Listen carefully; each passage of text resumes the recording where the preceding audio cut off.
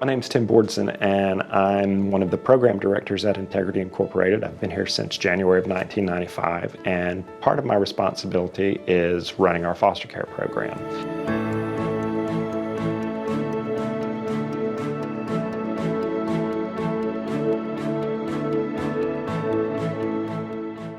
Our foster family training is pretty much trauma-based training. It's not specific to just foster kids, it's good for everyone, and that's one thing that I tell folks. We've been doing this curriculum since about 2006 or 7. We were one of the first agencies in the state to start it. Now it's pretty much a mandate. The foster parents love it. I just finished a class with 12 families and they're like, oh wow, we've already started doing this. And I use it on my coworkers at work and that kind of thing. So it's pretty effective once you understand it. We provide support to them by training them. They get ongoing training.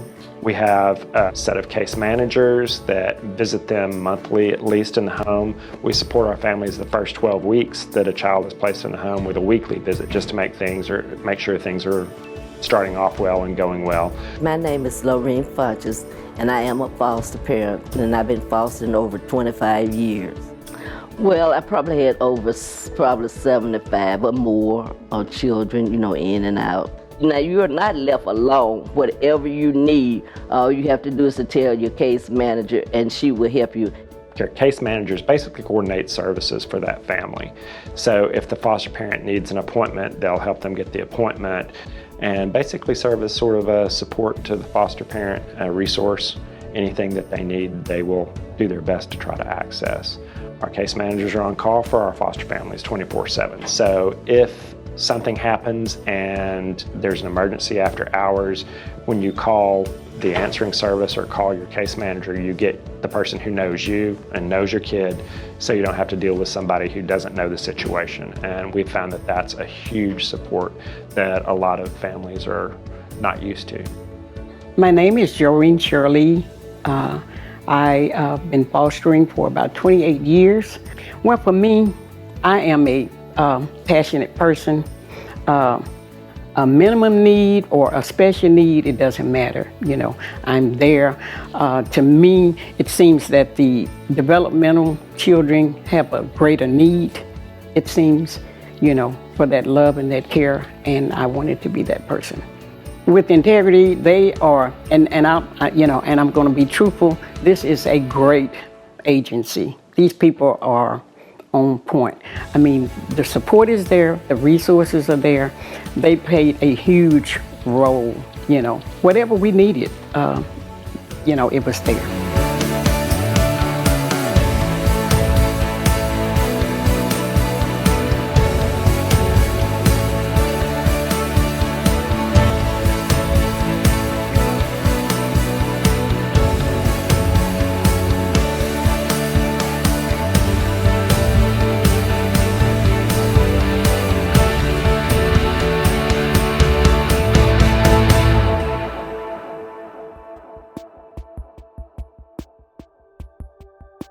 I would just tell them that there's a need, and if they think that they have something to offer, explore that need a little bit and figure out where you fit in the puzzle, because even though we just serve developmentally disabled kids and adults, there's a vast need within that range.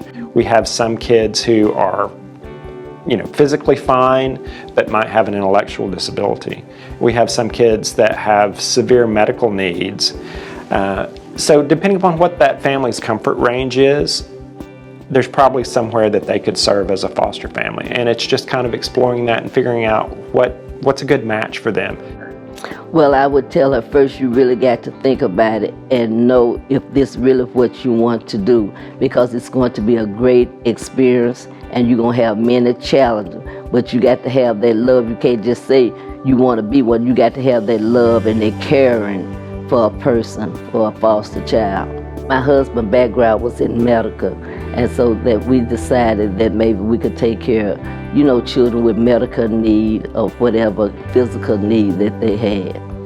I think it had a great impact on them because it made them feel like that they had a family, and then they had love and they had someone to care for them. There's an ability to serve based on what your interest and comfort level is. I don't want to match kids who aren't a good match for that family, because it's probably going to end in a disruption, and that's not going to serve the kid well. It's not going to serve the family well. It just creates a lot of problems. You know, a lot of families get into it and they don't know what they want to do, so it's an education process. You know, some families deal better with dealing with behaviors, some families deal better with total care kind of things. But, you know, the level of commitment is vast, and that's what I tell families. You just have to be in it for the long haul. You have to be willing to commit to that child. If you are, then there's a kid out there that can benefit from being in your home. I think the general public needs to be aware that the children in this state are vastly underserved when it comes to foster care. So kids are actually living in facilities that don't need to be in facilities, there's no medical reason for them to be there. It's just that there's not a place in the community, in a home for them to live. There's something out there that folks can do, whether it's with our program or another program, not being a foster family, providing some other sort of service. But there's something out there that everybody can contribute. You know, a lot of people that, you know, they probably don't know, but the support is there. The support is there. I'm going to always brag on integrity, because these people are the best. I'm going to do it until the day I can't do it anymore, because that is my compassion, my love and caring for a child like that forever, as long as I can. And I have enough love to spread all around.